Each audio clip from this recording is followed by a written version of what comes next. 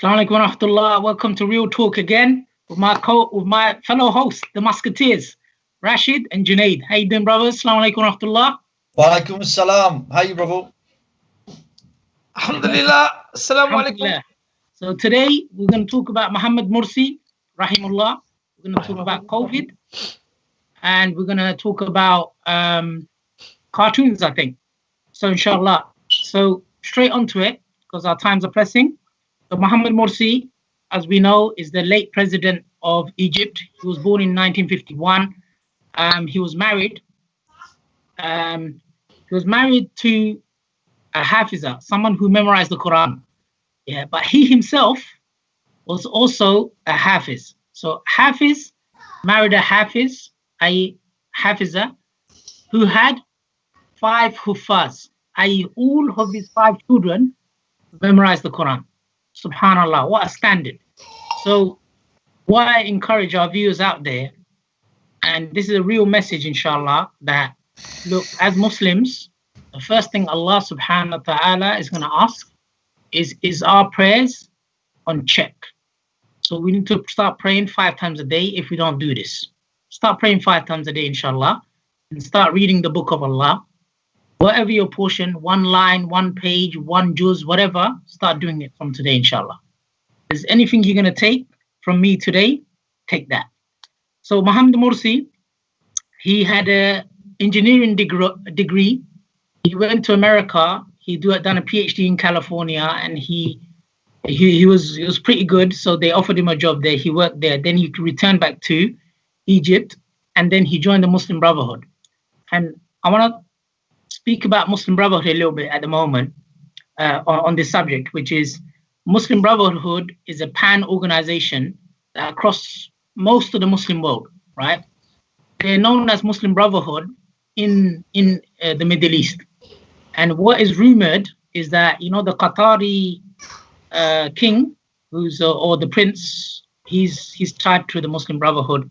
Erdogan, he's got affiliation or some kind of understanding with the Muslim Brotherhood and so on. So Muslim Brotherhood is an organization that's non-violent, that caters for poor Egyptians, builds institutions, masjids, education. They have something like 500 members with PhDs and so on. So they are a bit, in effect, the official opposition of the military dictatorship that runs Egypt at the moment. And in truth, if we think about Egypt's history since its independence, it's had military dictator after dictator after dictator. The man that stood there before him was Mubarak. And then because of the popular uprising, he was overthrown and Morsi came into power. And then from the moment Morsi came into power, he won the election by 51.73% of the vote, if my memory serves me right. Now, what's interesting, brothers, is that, which means 49 or 48 point something didn't vote for him.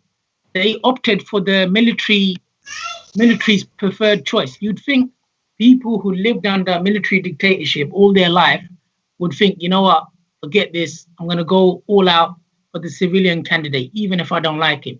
But that just goes to show that despite all this, the military dictatorship, some people still did not like Mohammad Morsi because of his background in Muslim Brotherhood. And as we said, Muslim Brotherhood is a non-violent organization that caters, by and large, from my own research that I've seen, for the poor people, for the well-being of Egypt. Anyway, so the military, from the beginning to the end, played the Egyptian public. Yeah, it refused, and we can see a brother there reading the Quran. I'm not saying the whole military is corrupt. Individual officers that control the Egyptian military and the Egyptian economy, they themselves are not aligned with the goals of the Egyptian people or the goals of the Ummah as a whole. Now, what's interesting is that the Egyptian military is so embedded in the Egyptian society that Egypt is building a new capital. A new capital in just outside Cairo, and something like 60% of that capital, i.e. the profit, is going to go to the military, stuff like that. That's just one example. Can I ask you, so just for our listeners, why are we talking about Mohammad Morsi, rahimahullah? Like, why did we pick this today? Yeah, so the reason we're talking about Mohammad Morsi is because 3 years ago he died in prison because he was arrested by the military that done a coup on him, basically. And his general, the man Mohammad Morsi appointed, done a coup on him. His name is Abdul Fattah al-Sisi. In Bengali, Sisi means something else. It just means disgusting. So when you see something, right, when you see something you don't like, you say Sisi. Am I true? Who is in Rashid? Is that true or not true, bruv? You can't get any clearer than that, bro. So, but you know what's funny? Yeah, someone pointed out. You know, like, do you remember how in school, like in maths, we had line of symmetry? You put like a magnet there. So Sisi backwards spells what? Come on, bruv. It's easy, man. ISIS, man. ISIS. Exactly. CC backwards. You can't get any worse. In Bengali, it means something nasty. In line of symmetry, it means he's ISIS. But anyway, so truth be Also, told, you remember in the playground, man. Don't be a sissy, man. yeah, there's that as well. Anyway, so, you know, with all due, we want the good for Egypt, because I truly believe that if Egypt is strong, then the Middle East is strong, and in a way, the Ummah will be strong. And one of the things that Morsi said, as soon as he came to power, he opened the Rafah crossing for Gaza. And the Palestinian people were able to come into Egypt freely, get treatment, and then go back. And what the military done, it played with the protesters in order to overthrow Morsi, and 800 to 1,000 people were massacred. They were labeled as Morsi supporters. But some people, they just were sick of the military, fearing that it's going to go back to a dictatorship. And that's why, you know, the military did not care. It massacred its own people. It killed its own people. And we can see some of these protesters now. You know, some of these men and women were massacred. And while Morsi was in power, and I'm going to end with these few points, which is he took the lowest salary of any world president. He reduced the deficit of the Egyptian bank by 45%. He increased their agriculture by 20%. He raised the economy from 2% to 2.4%, all in 1 year. All in 1 year. And what's interesting is that he backed the Palestinians, he backed the Syrians. Imagine today you had a Morsi and Erdogan working together, right? Remember the famous Rabah sign? You know, Erdogan still supports this sign because of his Kardashian, because of his brotherhood towards Morsi. Imagine these two brothers work together on this today. Imagine where the Ummah would have been. So it is a loss. It's not just a loss for Egyptians, it's a loss for the Ummah as a whole. And what we say to the family of Morsi and those people who are kept in the dungeons of Egypt, for whatever the crime that they've done, we say that may Allah release these political prisoners. Ameen. May Allah release you and have mercy on your families. Ameen. And for Mohammad Morsi's family, I say to you, have sabr. For you, Allah has a great victory in line, inshallah. Inshallah. And, you know, his son, one of the things he wrote in Facebook before he too, I believe, was killed, which is, Father, we will meet in the presence of Allah. That was his last post in Facebook before he too was killed. And, you know, as Prophet ﷺ says, we will be raised in the condition that we die.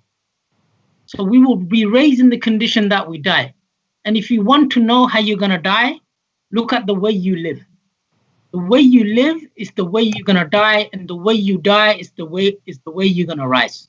And with that, inshallah, I'm just going to pass it over to Brother Junaid or any question or comments. No questions. I think it's interesting because one thing was obviously, you know, you kind of mentioned it. We're talking about this. One of the main reasons why we brought this topic up today is because it's last week was a 1 year anniversary of his death, and 3 years. Yeah, He's subhanallah. Yeah. I thought he died recently. No, it's 3 years. It's been 3 years. I know time flies. It's 3 amazing. years already. Subhanallah. Yeah, it's been 3 years. So basically, that's one of the reasons why we're talking about this topic. Subhanallah, time is flying. Yeah. And for example, Junaid, if you're born in the 1980s, you're almost 40, bro.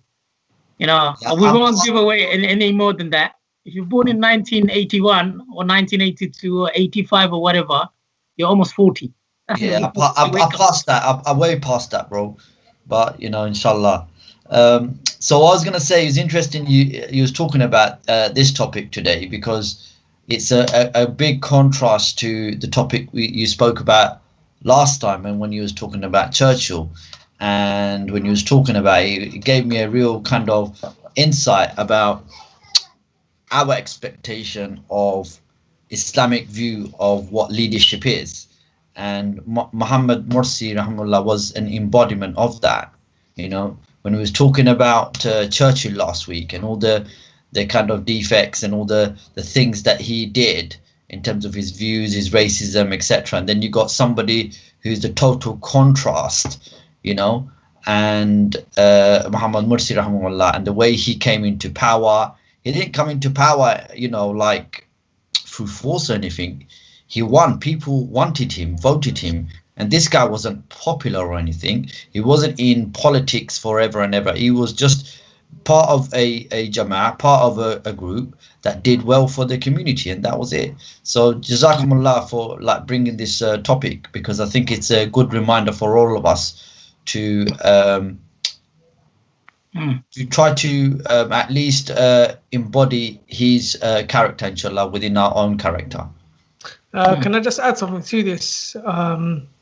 That Mohammad Morsi, rahimahullah, was Egypt's first democratic elected leader, right? So even if Sisi is in his seat, he's not the legitimate leader for Egypt. So we need to point some of this stuff out.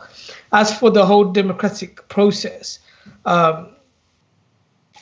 democracy is something that the West likes to promote and likes to protect. But it's a shame that when a whole coup was being witnessed globally, when it was taking place, no one intervened, right? So there's always like a selective attitude towards where does the West want to come and intervene? Do you understand? So that's just another example that there is some level of hypocrisy when it comes to seeing certain countries, especially Muslim countries, that make a decision for themselves into who they want to lead them, get taken out, essentially. And this is what happened. And one of the things that we have to give, like, no one's perfect, no one's perfect. We know that we're human beings. Allah made us and created us for this purpose, and but one of the credit you got to give to Mohammad Morsi rahimahullah is that when he was in court, he told everyone in that court that he's the legitimate leader. Do you understand? So after you get banged up, you got taken out, your whole crew is being slaughtered and the rest of it, he still remained and kept that position firmly that he is the rightful leader for Egypt, and and it was his people, their people, that chose him. Do you understand? So he might not have been that typical geezer from like got massive backing, but you don't need backing when you got Allah. You understand? That's true. He got what he wanted, inshallah. Just before we move on to Brother Junaid and dealing with COVID, inshallah, you know, one of the things that come to mind, one of the things he said is they refused to give him a mushaf, i.e. the book form of Quran. They refused to give him a mushaf. And what his thing was is that, look, I am already a hafiz. I didn't need the mushaf. I just wanted to touch it. I just wanted to touch it because he knew that he was going to be killed because they were denying him medication, everything. And, you know, various international organizations have stated this, and they confirmed this, that the whole court system, denying of medicine, everything, it's just a whole kangaroo court. It's just a joke from the beginning to end. And it doesn't reflect well on Egyptian society, you know, by and large, to have this kind of process and system. And I hope the great Egyptian people will one day wake up and rise up against this military dictatorship, which really and truly does not want any good for them, does not serve their interests, only serves the masters outside Egypt.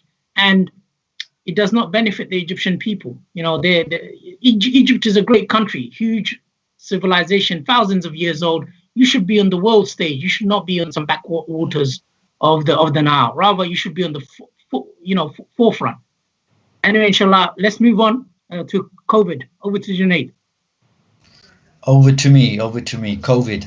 So, subhanAllah, when I was thinking about this topic, I was thinking, where do I start? And what was the kind of message that I wanted to give to our brothers and sisters who are going to be listening? And maintain your social distance. Well, this is it. You know, this is we are here at the moment. This is one of the positives that come out of COVID. You know, this whole Zooming, Skype business. You know, like you were able to do this kind of forum before, it would have not been that. And because of time and work and etc., you can't make time to do this. So alhamdulillah, there's positive. And this is what I wanted to concentrate on today, post-COVID. So as many of you or around the globe, we all experienced this test from Allah subhanahu wa ta'ala. Now, if you accept it to be a virus in reality or some conspiracy theory, whatever the case, you know, we in the world all were affected by this in many different ways. And sadly, many of us have also lost our loved ones, and they've returned to Allah subhanahu wa ta'ala. And a lot of us experienced this, so it's a reality. It's not no conspiracy theory. I personally, myself, one of my uncles who passed away and returned to Allah, I couldn't attend his janazah. And he was somebody, all my life I've known him to be one of the most pious people I know. You know, he used to have a beard up to here, white beard up to here, and he was in his 90s, and subhanallah, I've never heard him speak ill about anybody. You know, he was always laughing. He was always in the remembrance of Allah subhanahu wa ta'ala all my life. And this individual, I couldn't go to his janazah. So it was real to see the effects of whatever the systems were put in place during COVID. And so just a kind of a summary, obviously COVID came. It's a virus that's contagious, and to contain this virus, you know, people went on to lockdown. A lot of day-to-day life was disrupted. Businesses were closed, schools were shut, masjids were shut, madrasas were shut, and people were isolating or confined in their own homes. This happened for a few months, and slowly we are coming down and back into normality. And so what I wanted to do is just kind of take away some of the positives from that, and how can we when we go back into normality, what do we take away from this isolation and continue it? Because you know, it's a test from Allah subhanahu wa ta'ala, and I'm surely through this he wanted us to learn something from this, you know, and experience something. So just a quick fire between you brothers. Come on, fire me some positives that you think that this isolation or COVID or lockdown has done to Muslims in particular, like positives. So anything that you could think of, anything and everything. So for me, the most important things in regards to COVID during this pandemic is that children have had their parents for a long duration of time. So a lot of the things that may have impacted children in a negative way may have been healed, if you like, at home. Yeah, provided that parents are efficient and involved in their children's lives. Yeah, and I hope that is the case for all of us, inshallah. Yeah. So this is probably for me one of the most important things. Although the masjids have been closed, I think that one of the big reminders is that a lot of the brothers have been giving us is giving everyone an opportunity to establish a jama'ah in the house. Do you understand? Like praying jama'ah in the house, getting children to join salah. You see, so when you got something like this happening day in, day out for long periods of time, can you imagine the values that's been reinforced, with their children? Inshallah, that Islam is amazing in Britain. You know what I mean? Like, we're talking about Egypt, man. In Egypt, you get banged up if you're going for Fajr, mate. You understand? But here, we've got so much positive, so much liberty as Muslims, that we can exercise here. So alhamdulillah, in regards to establishing and strengthening our relationship with Allah, no doubt this pandemic has definitely been a positive outcome for us, inshallah. Brother Nasir? Yeah, what brought home for me was, the fact that so much fiqh came apparent.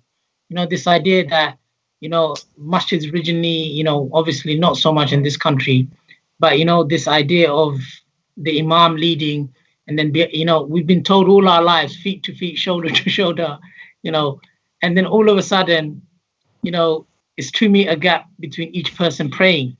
And, we can see some people, praying outside the haram. But what was interesting was that man, I'm sure you've seen it, he had this dream and he saw that he was going to do tawaf by himself. And he thought, how can this be? Millions of people, how can it be? And it so happened the masjid was closed during that time and he done tawaf by himself 20 years later. So it was so many of these miracles that, on a personal level, you got to see how close you are really to Allah. How is your prayer at home by yourself compared to when you pray Ramadan Taraweeh in the masjid?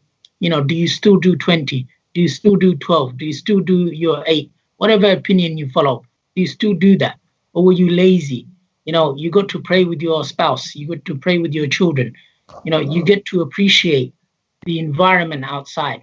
The masjid's been closed. Did you have that regret? Was your heart inkling towards the masjid while it was closed? It's a lesson for all of us, the things we take for granted. You couldn't even see, some of us, we don't live with our parents, we've moved out. We couldn't even see our parents. And if your parents are not alive, make dua for them, donate charity in their name and so on, they'll still get ajr. But we couldn't see our parents. It makes you think, ya subhanallah, while they're alive, I can't see them.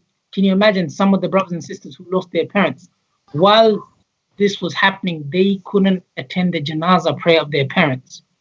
For example, at one point, they only allowed 5 people to attend. So if you had 6 or 7 sons or 6 or 7 siblings, 2 of them couldn't go, or 1 of them couldn't go, because they only allowed 5. And it was, I remember there was a period of couple of weeks, it was really grim. It was like you're at home, you're sort of praying, you're making dua, you're contemplating.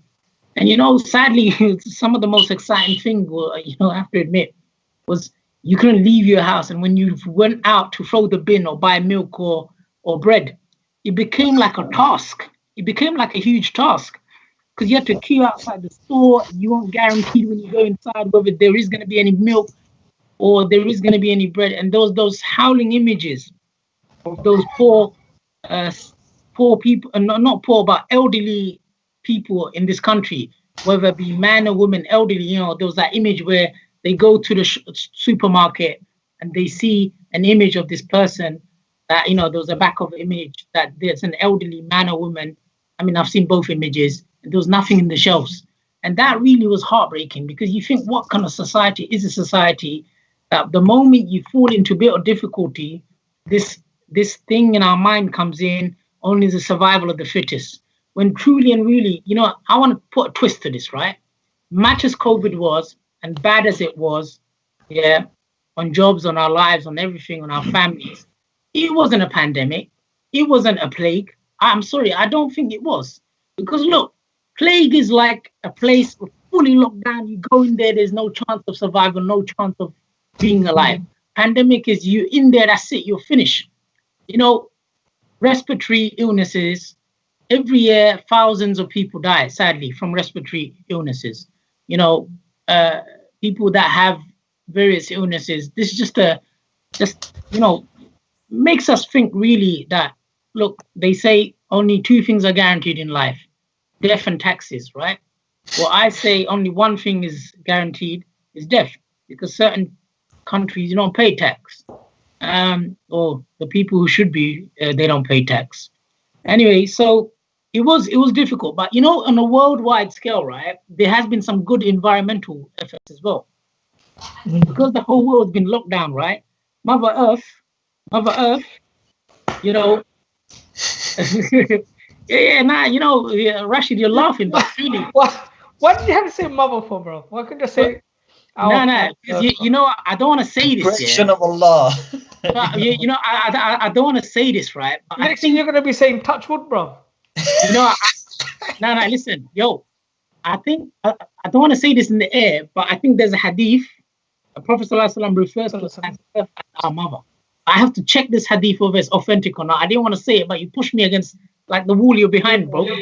But anyway, bro, you can update us, bro. Yeah, and the viewers should check up on this. So, brother Nasir, give us one positive. So, for our brothers to take away, what is it? Something that they're gonna take away, and they say, "Aha! From this COVID, this is what I'm gonna do after post-COVID. This is what I learned, and I'm gonna take away." If you think COVID was hard, imagine what death is going to be like. I don't know, it sounds a bit grim, but this is our reality. And, if you're struggling with COVID, despite your freedoms and stuff, think about the not so freedom of the people in East China, the Uyghurs, or the people in Kashmir, or the people in Palestine, Palestine, or anywhere else, the Burmese refugees that are in Bangladesh in camps. This is their reality. We just spoke about Mohammad Morsi, him being in solitary confinement. This was their COVIDs. This is their COVID compared to us. We could actually go out when we needed to if we wanted to. They could not, and they can't.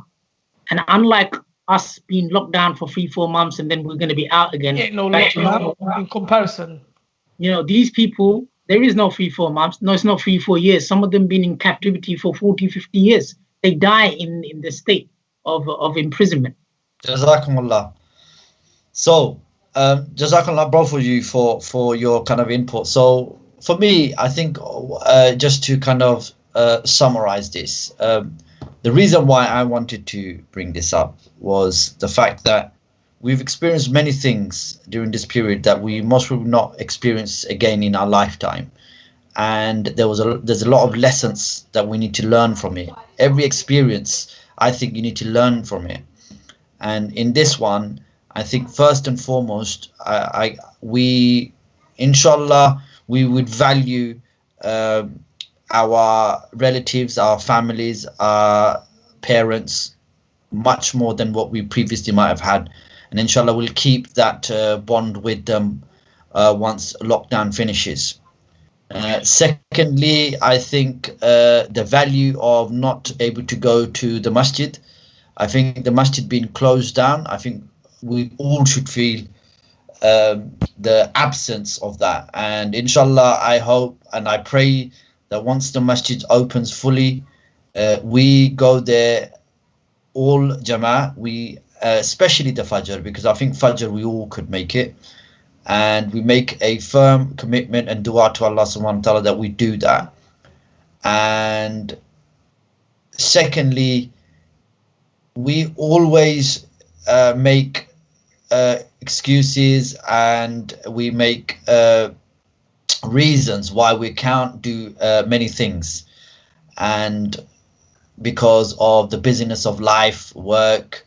So during this COVID, we had an opportunity to shut from dunya and concentrate on our families and our homes and really not worry about work and accept all of those things.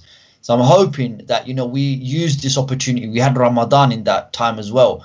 We really used that opportunity to change ourselves and put some goals and plans together, and when post-COVID finishes, we don't go back to some of the routines, so we know that we could do without going to the shopping center. We could do without going to, certain places. Actually, we could limit that. And by doing that, you limit yourself to witnessing a lot of the fitna that goes around you, So inshallah, that hopefully you brothers and sisters will go away and use hopefully this little kind of mention to reflect on what you've learned and put some points down on what you're going to continue, inshallah.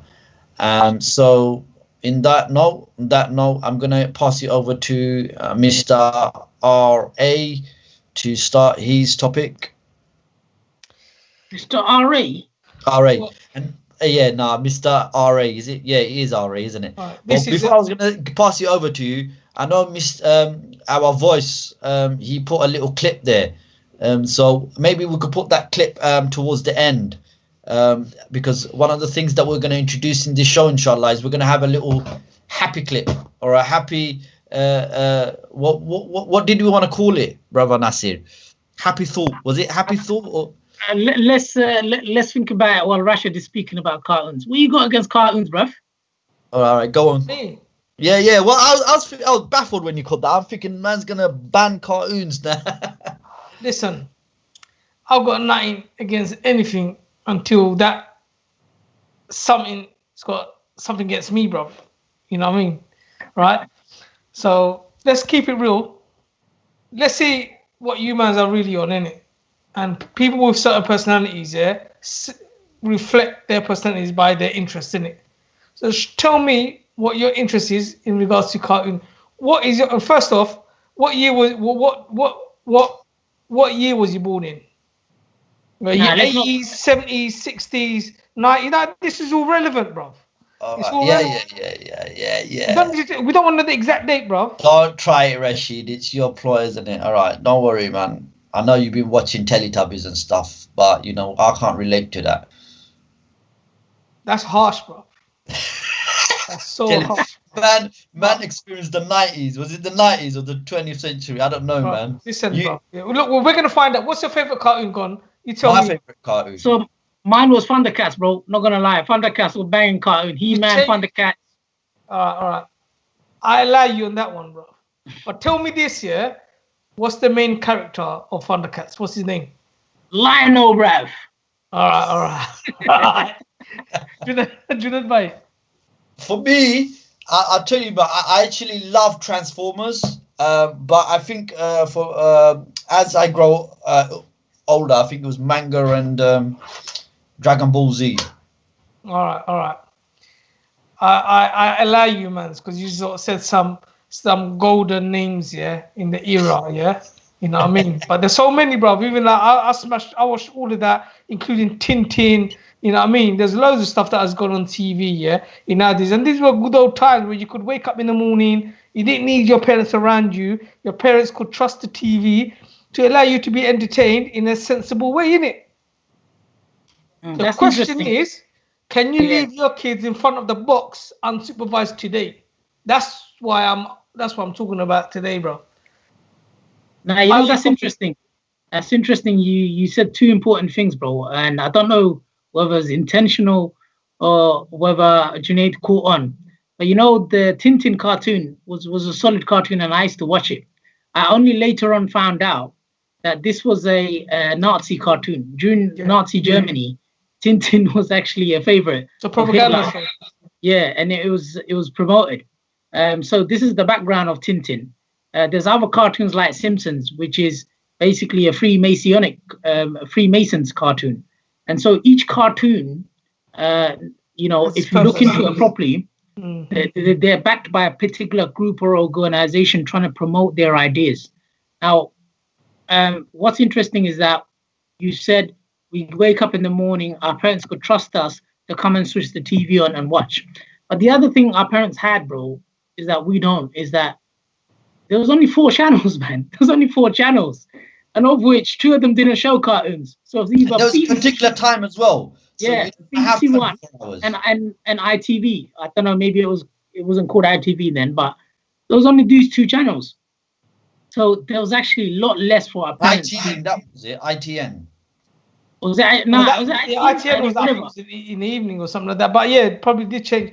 But even though you say that there was 4 channels, the reason why I'm talking about this is because, just to rephrase from what I was saying, that I think that there's nothing there to trust about children watching TV in the morning, because the morning you're protected, innit? Yeah, there's laws against what they show during the early hours in the day. Yeah, right? Because you start at 8 o'clock, 9 o'clock in the evening, then you're watching all the action movies, all the violence is out, all the foul language, and so forth. In the morning, that's not the case. So whether you trust a child or not, there's nothing that can harm your children in that time, in those eras. Yeah, 80s, 90s, and so forth. Whereas maybe in the last decade or more, things have changed, right? So now we're not talking about, well, violence and stuff. And actually, when I look at cartoons, I don't think cartoons are as violent as the cartoons that we may have watched, like Biker Mice from Mars and Earthworm Jim and all of that sort of stuff. Yeah, I don't think there's things like that. You know what I mean? I think it gets the most violent. It gets probably a bit of was it? It's called like Teen Titans, and you might get the old spandex character flying around, yeah, right? But it's not like outrageous. Huh? Outrageous. Yeah, man, and that's still going on. You know what I mean? And there's some dodgy stuff in that. But the reason why I'm bringing it up is because now that you're talking about the times that we're living in, there's a certain political influence on what's going on TV and what is to be exposed to the younger generation. Yeah, and parents need to be alert. They need to keep the eyes open and ears open. You know what I mean? There was a time when I was at home and I was just getting things ready in the morning, and I left my kids in the living room to watch TV. Early, probably about 9:30, 10 o'clock. That time, bro, when I was watching TV, probably Oxtails were on or DuckTales or something like that. You know what I mean? So you knew what was on. DuckTales, man. You know what I mean? But I thought something hit me, man. I thought, nah, let me go check what's on the TV. So I'll come into the living room, I look at the screen. Rashid, let me ask you, you know in DuckTales, what was that geezer with loads of money? What was his name? What was that duck's name? Do you remember? Uncle, is it Uncle Winnie? Is it Uncle? Yeah, Uncle something, right? Do you remember his tower? He had so much money in there. Yeah, man. This guy was tight. Imagine he plays zakat on that, bruv. Imagine if he plays zakat on that. Oh, man. And even the revamp is lame, yeah? The revamp of that cartoon is lame, yeah? I watched it quite recently. But anyway, yeah, so I come into the living room, yeah, and I saw what was on the TV. So I don't want to say it was on the TV, but it was quite frightening. It's daytime TV, yeah? Right? And it really, really like raised my anxieties, yeah? And I know we live in certain times, there's certain types of ideas and certain types of what's the word?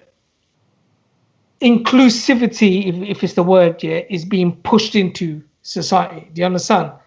These are the fancy words that's being pushed out into society. So you are expected, yeah, to mold your views and values because of the fact that you're going to be acknowledged as a bigot. Do you understand? But when you are a Muslim and you have your own values and morals, we, under no circumstances, do we change that. Yeah, right. We don't vote on what we are going to be good and bad about. Allah and Rasulullah is the one who dictates that for us. Yeah, this is why we're Muslims. Yeah, we have nothing to say after Allah and His Messenger has made a command on any issue. Do you understand? That's us Muslims. But these are the times where our children, yeah, are going to be coming up in a world where it's actually quite worrying. And as voice is kind of like showing us, like TVs are now pushing. I hear what you're saying, bro. You know what I think you're trying to tell our viewers is that, you know, in real life, in society, there are certain rules that people must obey by, live by. But in the world of TV, there is no rules. It's all open season, right? It's all open season. So you can get people promoting homosexuality. You can get people promoting violence, drugs. You can get people promoting cannibalism, Satanism, whatever ism is out there. It's all on TV. And what our parents and our viewers need to be mindful of is that when you have your children, TVs in bedrooms, TVs in living rooms, you know, like TV in every room. Some people even have TV in the toilet. I mean, what is going on?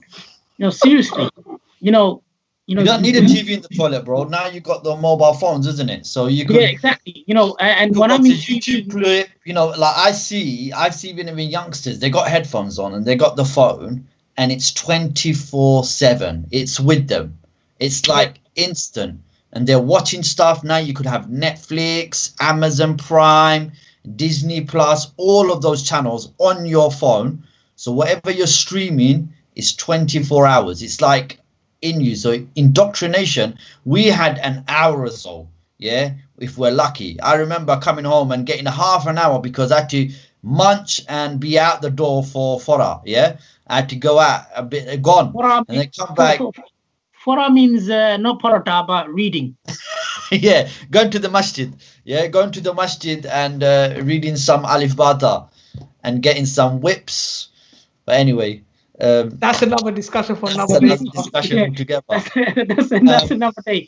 But the thing is, I had to wake up early on Saturday mornings, bruv. Saturday mornings, wake up, 8 o'clock to watch. They give that 2-hour window in BBC One where you could watch all these cartoons. For a bit of Jason and the Wheeled Warriors, bruv. About that one, blood. That was the one. And if you think about it, those... Sorry, Junaid. They were half an hour, I think. They were like 10 minutes, 10, 15 minutes. Like now you have a proper movie for 3-hour cartoon. Imagine how much information they're giving to these youngsters. Even the other day when I was...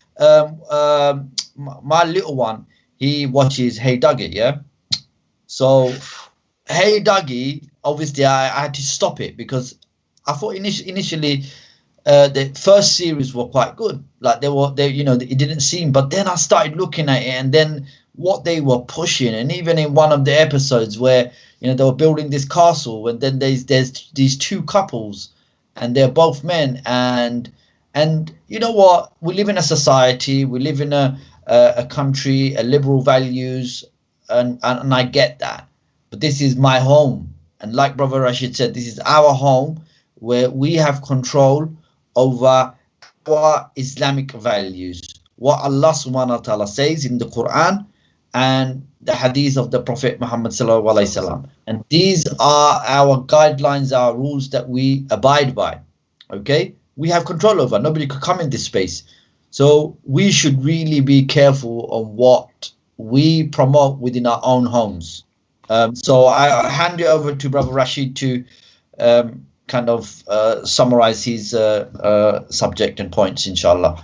Yeah, I think that obviously the subjects that we're talking about, the purpose for us to talk about these subjects is for us to kind of raise awareness of different issues and different subject matters that's impacted the Muslim community, yeah? Like Morsi, it affects us, COVID affects us, right? And just like this cartoon also affects us. And the thing is here is that it's not all gloom and doom. It can be gloom and doom depending on what you decide to do about it, yeah? So I'm just going to leave you with some food for thought, which is, number one, that we can't be complaining about things, yeah? There's been massive attempts from the Muslim community to create content for the community, and one of the things that really shocked me was, remember when, I don't know if you brothers have seen it, but there was a massive budget remake of the Prophet Muhammad sallallahu alaihi wasallam's cartoon that came out. You know what I mean? Yeah. Full on DVD sleeve, the DVD looked good, no bootleg. This ain't something that you go and buy out here for a pound here of some geese in the street. Yeah, this was done proper. Yeah, this was a massive achievement for the Muslim community. Then after that, I remember being at school and everyone was sharing some link that Salahuddin Ayyubi, the cartoon based on that was made a series. I'm telling you, the trailer looked awesome, yeah. And then after that, we're talking about more content's coming out. And more recently, you had a massive movie, and if you ain't seen it, you're missing out. Yeah, watch Bilal, yeah, the cartoon that was inspired by the story of Bilal radiallahu anhu. Yeah, so watch these things. Things are coming out, but we can't expect a small portion of our community to feed the mass. That's unfair, right? We pay TV licenses, yeah, and we fund all of this stuff that our children are forced to watch, because it's not like they have much of an option. You're paying to fund the BBC. Are they asking you, are you right with this? They're not. They're going to throw whatever they want in your kid's face. Do you understand? And you have to understand that some people are groomed into TV, yeah, and then later on, they come out the closet, bro. You know what I mean? And some of the people I watched growing up here on TV, and it was a shock. So anyway, long story cut short, invest. That's what I'm saying. Put your money where your mouth is, yeah? You've got 2 apps I would highly encourage parents to subscribe to. One is called My Ilm, yeah, which is available on iOS and Android. The second one is called Huda, yeah, and these are apps that are available with a lot of children content. Even adults can watch it, yeah. If you want to see Salah, the whole series in HD, not some bootleg, yeah, proper HD, get that. You know what I mean? It's worth it. You're investing in the community. You're investing for more content to be created. Otherwise, mate, you're gonna be watching more Hello Dougie, and all this other nonsense is gonna be coming out, and it's gonna and if I don't know why the scholars aren't saying anything, whether this TV show is halal or haram. You know what I mean? We need to be hearing this. Otherwise, we're gonna sit in the corner, I'll be making fatwas about things we probably shouldn't be. Allahu alam, yeah. But some things are clear. You know what I mean? But I'm not gonna say it. But mate, you look off the TV. Invest in these types of apps, or do your best, start filtering out what's good for your children to watch and present that to them, yeah? So don't sit back. There's a massive industry that's being influenced here. Everyone's jumping on the bandwagon or trying to promote pride and feeling like, oh, if we don't talk here, then we're a bigger... Forget that. We should be worrying about what Allah is going to say to us when you start pulling up that flag, mate. Yeah? That's the real talk, innit? Like, what you gonna do when it comes for you? You know what I mean? So, okay, inshallah. That's all the time we got for today. Nicely summarized, brothers. Inshallah, that's it. So, until next time. Assalamu alaikum wa rahmatullahi wa barakatuh. Ashhadu an la ilaha illa anta astaghfiruka wa atubu ilayk. And voice, you leave with that clip, inshallah. Voice is voiceless. Hey, mashallah.